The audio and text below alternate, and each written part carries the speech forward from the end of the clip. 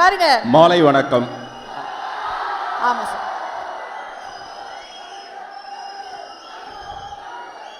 உங்களுக்கு எல்லாருக்கும் தெரியும், நான் பேசி அருண் விஜய் பேசினதுக்கு அப்புறமேல கடைசியில தான் உங்க தலைவர் பேசுவார். உங்களுக்கு நல்லா தெரியும். நாங்கெல்லாம் சுமாரா பேசினதுக்கு அப்புறம் அவர் சிறப்பாக பேசுறதுக்காக அவர் வருவார்.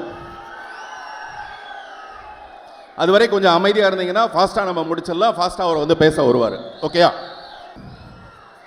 சங்கம் வைத்து தமிழ் வளர்த்த இந்த மதுரை மண்ணுக்கு அந்த மாலை வணக்கம். வணக்கம் யாருக்குன்னா, கொஞ்சம் தயவுசெய்து அமைதியாக இருங்க, அப்போ தான் நம்ம பேசுகிறத கேட்க முடியும்.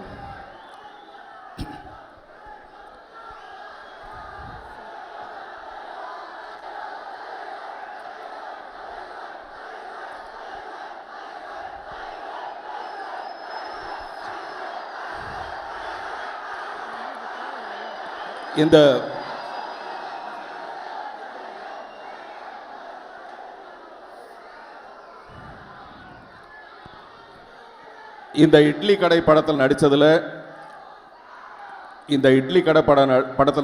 எனக்கு ரொம்ப சந்தோஷம். நேற்று இப்போ நான் பேச போகிறது உங்களை பற்றி தான் பேச போகிறேன். அதனால் கொஞ்சம் அமைதியாக இருங்க. உங்களை பற்றி தான் பேச போகிறேன். நீங்கள் யாருங்கிறத உங்களுக்கே சொல்ல போகிறேன். நேற்று ஒரு துக்க செய்தி வந்தது, என்னை பற்றின ஒரு துக்க செய்தி வந்தது சோஷியல் மீடியாவில், யூடியூப்ல எல்லாம். பொதுவாக என்னை பற்றி மட்டும் இல்லை, நிறைய நடிகர்களை வந்து இவர் காலம் ஆயிட்டார், இவர் இறைவனடி சேர்ந்துட்டார் அப்படிலாம் நிறைய துக்க செய்திகள் வரும். அதை ஒளிபரப்புகிற அந்த யூடியூபுக்கு மிஞ்சி போனால் ஒரு 5000 ரூபாய் பணம் கிடைக்கும். வெறும் 5000 ரூபாய் பணம் கிடைக்கும். அதுக்காக உயிரோடு இருக்கிற ஒரு மனுஷனை சாகடிக்கிறதுக்கு ரெடியாக இருக்கிற இந்த சொசைட்டியில் அன்பு எங்கே கிடைக்கும்? அதுவும் தூய்மையான அன்பு எங்கே கிடைக்கும்னா, மதுரையில் இந்த ராஜா முத்தையா ஹாலில் தனுஷுங்கிற ஒரு நடிகருக்காக, தனுஷுங்கிற ஒரு இயக்குனருக்காக, தனுஷுங்கிற ஒரு மகா கலைஞருக்காக இப்படி உயிரையே அன்பாக மாற்றி வச்சிருக்கிற இங்கே தான் அந்த அன்பு கிடைக்கும். எனவே உங்களுடைய இந்த அன்புக்கு என்னுடைய முதல் வணக்கம். இந்த இட்லி கடை வந்து ரொம்ப சென்டிமெண்டலான ஒரு பேர், டைட்டில் மட்டும் இல்லை. இதுக்கு முன்னாடி சென்னையில் மிஸ்டர் தனுஷ் பேசும்போது சொன்னார், ஒரு 4 இட்லி வாங்கி சாப்பிட்றதுக்கு அவரும் அவருடைய சகோதரிகளும், நம்ம பூ போல் இட்லின்னு கேள்விப்பட்டிருப்போம், ஆனால் இவர் பூ பறித்து அதை கொண்டு போய் விற்று அதில் வந்து இட்லி சாப்பிட்டதாக. இந்த மாதிரி எல்லாருக்குமே ஒரு கதை இருக்கும். எனக்கும் அந்த மாதிரி, நான் சின்ன வயசில் ஒரு 3ஆம் கிளாஸ் படிக்கும்போது எங்கள் தெருவில் ஒரு ஆயா இருப்பாங்க, அவங்க இட்லி சுடுவாங்க. அங்கே அந்த இட்லி வந்து ரொம்ப சீக்கிரமாக காலி ஆகிடும். காலையில் அவங்க 6:30 மணிக்கு கடை திறந்தாங்கன்னா 7:30 மணிக்கே கடை தீர்ந்து போயிடும். அதுக்காக நாங்கள்லாம் என்ன பண்ணுவோன்னா, காலையிலே சீக்கிரமாக போய் அங்கே க்யூவில் நிற்போம். ஒரு தட்டு எடுத்து வச்சுட்டு போய் க்யூவில் நிற்போம். அங்கே வந்து 5 அணாவுக்கு 6 இட்லி கிடைக்கும். 5 அணா இங்கே உள்ளே போயிட்டாங்களா? சரி, 5 அணாவுக்கு 6 இட்லி கிடைக்கும். அதுக்கு போனி பண்ணுறதுக்காக நாங்கள் 1/2 மணி நேரத்துக்கு முன்னாடி போய் நிற்போம். அந்த மாதிரி இந்த இட்லி கடை 1ஆம் தேதி தான் திறக்க போகுது. ஆனால் 1ஆம் தேதி திறக்க போகிற இட்லி கடைக்கு அதை போனி பண்ணுறதுக்காக இப்போவே வந்திருக்கிற போனி கப்பூர்கள் எல்லாருக்கும் என்னுடைய வணக்கம்.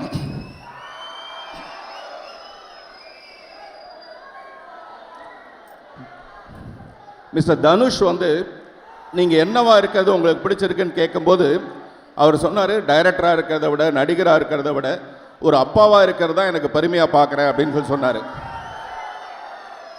அவர் வந்து அவருடைய குழந்தைகளுக்கு மட்டும் அப்பா இல்லை. இந்த ட்ரெஸ் எல்லாம் பார்த்தீங்களா, எனக்கு அருண் விஜய்க்கெல்லாம் பயங்கர பந்தாவாக நாங்கள் வந்துடுவோம். ஒரு அப்பா என்ன பண்ணுவார்னா, தன்னுடைய குழந்தைங்களுக்கெல்லாம் நல்ல ட்ரெஸ்ஸை வாங்கி கொடுத்துட்டு அவர் மட்டும் ரொம்ப சாதாரணமான ஒரு ட்ரெஸ் போட்டிருப்பார். இந்த ட்ரெஸ் எல்லாம் தனுஷ் கம்பெனியில் தான் வாங்கி கொடுத்தாங்க எனக்கு, பந்தாவா வாங்கன்ட்டு. ஆனால் இந்த இட்லி பானையில், இட்லி தட்டு மேலே அந்த இட்லி மாவை ஊற்றுறதுக்கு முன்னாடிலாம் ஒரு வெள்ளை துணி ஒன்று போடுவாங்க, நல்ல மல் கிளாத்து, தும்பப்பூ மாதிரி இருக்க ஒரு வெள்ளை கிளாத்து ஒன்று போடுவாங்க. அந்த கிளாத்தில் ஒரு 6 மீட்டர் வாங்கி அதில் 4 மீட்டரில் வேஷ்டி சத்திக்கிட்டு 2 மீட்டரில் சட்டை தைச்சிக்கிட்டு ஒரு மாலை, அந்த மாலை கூட அவருடைய தாத்தாவுடைய மாலையை பாட்டிக்கிட்ட போய் தாத்தான்னு கேட்டு வாங்கி அந்த மாலையை போட்டுக்கிட்டு, இப்படி ஒரு சிம்பிளான ஒரு மனிதர். இவர் யாருன்னு கேட்டால் இங்கே மட்டும் இல்லை, தமிழ்நாட்டில் மட்டும் இல்லை, உலகம் பூரா புகழ்பெற்ற பிரசித்தி பெற்ற ஒரு நடிகர் இவ்வளவு சிம்பிளாக இருந்து இந்த வெள்ளை வேஷியில் வந்து என்ன பண்ணுறாருன்னா எல்லாருடைய மனசையும் கொள்ளையடிச்சிட்டு போயிடுறாரு. இந்த ட்ரெஸ் எல்லாம் அப்படியே டோட்டலாக வேஸ்ட்டாக போயிடுது. நான் வந்து மதுரை மீனாட்சி அம்மனை பற்றி ஒரு கவிதை எழுதியிருந்தேன். அந்த கவிதை வந்து மதுரையில் மீனாட்சி தான் அழகு, மதுரையில் மீனாட்சி தான் அழகு, பெண்ணே பிரகாரத்தில் நீ இல்லாத போது. அதாவது அந்த பொண்ணு அழகாக இருக்கிறா, மதுரை மீனாட்சி அம்மனை விட அழகாக இருக்கிறா அப்படின்னு சொல்லியிருந்தேன். அந்த மாதிரி இந்த தேசிய விருது எப்போ மற்றவங்களுக்கு கிடைக்கும்னா தனுஷோட படம் அந்த தேசிய விருது பட்டியலில் இல்லாதப்போ மட்டும்தான் மற்ற நடிகர்களுக்கு தேசிய விருது கிடைக்கும். இவருடைய படம் அங்கே போச்சுன்னு வச்சுங்களேன், வேற எவனுக்குமே தேசிய விருது கிடைக்காது. ஒன்று இவருக்கு கிடைக்கும், அல்லது இவர் படத்தில் வேலை செஞ்ச வாத்தி படத்தில் வேலை செஞ்ச ஜிவி பிரகாஷுக்கு இந்த தடவை நேஷனல் விருது கிடைச்சிருக்கு. அதனால தேசிய விருது பெற்ற ஜிவி பிரகாஷுக்கு நம்ம எல்லாம் ஒரு தடவை ஜோரா கை தட்டுவோம். இன்னைக்கு வரல அவரு. இந்த படத்தில் நடித்தவங்களை பற்றி பேசுறதுக்கான நிறைய விஷயம் இருக்கு. மிஸ்டர் தனுஷ் மட்டுமே இல்லாமல் மிஸ்டர் அருண் விஜய் வந்து ஒரு கம்ப்ளீட் ஹீரோ, ஒரு கம்ப்ளீட் ஹீரோ. இந்த படத்தில் ஒரு கம்ப்ளீட் ஒரு வில்லனாக நடிச்சிருக்காரு. அது வந்து அவருடைய பெருந்தன்மை. அவரை பற்றி ஏற்கனவே ஒரு மேடையில் நான் பேசிட்டேன் போதுமான அளவுக்கு. இந்த ஆம்பளைங்களை பற்றி நிறைய பேசுறது எனக்கு பிடிக்காத ஒரு விஷயம், அதனால சாரி அருண். அப்புறம் நண்பர் இளவரசர் வந்திருக்காரு. அவர் வந்து இவ்வளோ பெரிய நடிகர்னு தெரியாமல் அவர் கேமராமேனை நடிச்சிட்டு இருந்தார். கொஞ்ச நாளைக்கு கேமராமேனை நடிச்சிட்டு இருந்தார் அவர். சபாஷ்னு ஒரு படம், அந்த படத்தோட டைட்டிலே அவருடைய ஃபோட்டோகிராஃபியை பார்த்து தான் அந்த டைட்டிலே வச்சுருப்பாங்க. அதே மாதிரி இந்த படத்தில் ராட்சசி ஒருத்தி நடிச்சிருக்காங்க, நித்யா மேனன். அவங்க வந்து நல்லா நம்ம மதுரகார பொண்ணு மாதிரி, கொஞ்சம் பூசின மாதிரி, அழகான முகத்தில் மஞ்சள் பூசின மாதிரி ஒரு அழகான பொண்ணாக இருப்பாங்க. அந்த மாதிரி இன்னொன்று யார், ஷாலினி பாண்டேன்னு ஒருத்தவங்க. இந்த மாதிரி நிறைய பேர் இந்த படத்தில் நடிச்சிருக்காங்க.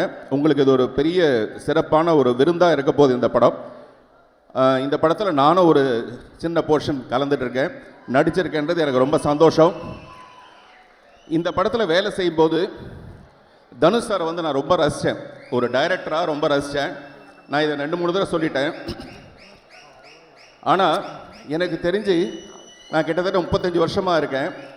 டைரக்டர்ஸ், பெரிய பெரிய டைரக்டர்ஸ் யாருமே டப்பிங்க்கு வர மாட்டாங்க. டப்பிங்க்கு வர டைரக்டர்ஸ் ரொம்ப கம்மியாக தான் இருப்பாங்க. தனுஷ் சாரை வந்து நான் டப்பிங்கில் பார்த்தேன். ஒரு படத்தில் ஒரு 25% ஆஃப் த குவாலிட்டியை டப்பிங்கில் சரி பண்ண முடியும். அந்த மாதிரி டப்பிங்கில் கூட விடாமல் இந்த படத்தோட எந்த பகுதியிலையும், இன்னும் சொல்லப்போனால் அந்த இட்லி கடைன்ற அந்த சிம்பிளிசிட்டியான அந்த எழுத்து உட்பட அவர் செலக்ட் பண்ண ஒரு விஷயம். அதனால் இந்த படம் ஒரு மிகப்பெரிய வெற்றி அடைய என்னுடைய மனப்பூர்வமான வாழ்த்துக்கள். Thank you sir. சார் அந்த அஞ்சனாவை சொல்லும் போது உள்ளே போய் இட்லி சாப்பிட போயிட்டேன் சார், சாரி சார். இல்லை அதை நான் சொல்லிடுறேன். நாங்கள் போய் ஒரு இட்லி வாங்க போவோம், அந்த இடத்துல அஞ்சனா கொடுத்தோம்னா 6 இட்லி கொடுப்பாங்க. அஞ்சனாங்கிறது என்னன்னா 30 பைசா அஞ்சனா. எங்க அம்மா தெரியாம பேர் வச்சுட்டாங்கன்னு நினைக்கிறேன், இவ்வளோ கம்மியா வச்சிருக்காங்க எனக்கு பேரு. ஆனா அந்த அஞ்சனா இந்த அஞ்சனா மாதிரி இவ்வளோ அழகா இருக்காது.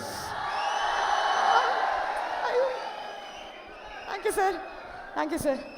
ஆனால் ஒன்று மட்டும் பண்ணுவார், எந்த மேடைக்கு வந்தாலும் அங்கே ஒரு பெண் இருந்தா அவங்க தான் உலகத்துலேயே அழகுங்கிற ஒரு ஃபீலிங் கொடுத்துட்டு தான் வந்து பார்த்திபன் சார் போவார். நான் அந்த ஃபீலிங்கில் தான் இருக்கேன் இன்னைக்கு. இல்லை அது இல்லை, எனக்கு இந்த பொழுது போனால் பொய் வந்துடுது வாயில், அது ஏன்னு தெரியும். பார்த்தீங்களா, இப்போதானே உங்களை பற்றி நல்லவர் வல்லவர்லாம் பேசினேன். Sir, we have a few questions for you, சரியா? ஏன்னா இந்த மாதிரி கேள்விகளுக்கு உங்ககிட்டேருந்து வர பதில்கள் வந்து வேற மாதிரி பயங்கரமாக இருக்கும் அப்படிங்கிறதுக்காக. ஸோ மதுரைக்கு நிறையா சிறப்புகள்லாம் வந்து இருக்குது. மதுரை வந்து மக்கள் வந்து பயங்கர ஸ்வீட்டு, அதே சமயம் பயங்கரமான வீரம், இதெல்லாம் தாண்டி சில சிறப்புகள்லாம் இருக்குது. நான் ஒரு சில விஷயங்கள் உங்களுக்கு சொல்கிறேன், அதை வந்து நீங்கள் யாருக்கு கொடுப்பீங்க, எதனால்? அது நம்ம டீம்லேருந்தே இருந்தால் இன்னும் பெட்டர், இட்லி கடையிலேருந்து. இல்லை உங்களுக்கு அவுட் ஆஃப் சிலபஸாக தோணுச்சுனாலும் ஓகே, எப்படி வேணால் உங்களுக்கு இஷ்டம் தான்.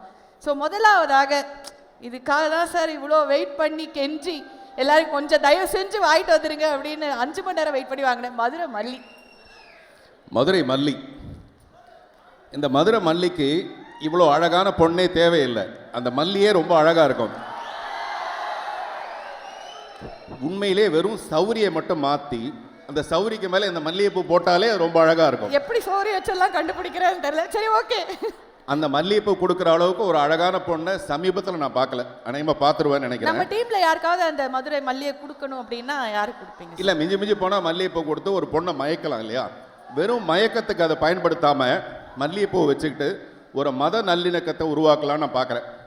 அந்த மத நல்லிணக்கம் இங்கே மதுரையிலே இருக்குது. இங்கேருந்து கரெக்டாக 2.93 கிலோமீட்டர்ஸில் வண்டியூர்னு ஒரு ஊர் இருக்குது. அங்கே ஒரு பெருமாள் கோயில் இருக்குது.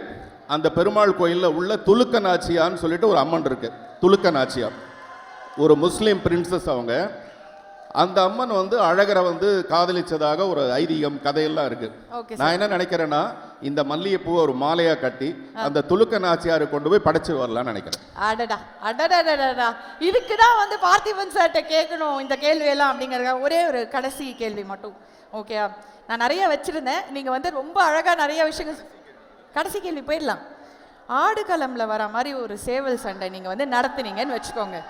தனுஷ் அவர்களுக்கு ஆப்போனண்டா பேட்டைக்காரனா யாரை கேஸ்ட் பண்ணா நல்லா இருக்கும் டைரக்டரா யோசிச்சு நீங்க சொல்லுவீங்க? அது எங்களுக்கு தெரியும். அந்த சேவல் வந்து சாதாரண சேவல் இல்லை, அது தனுஷோட கையில் இருக்கிற சேவல்.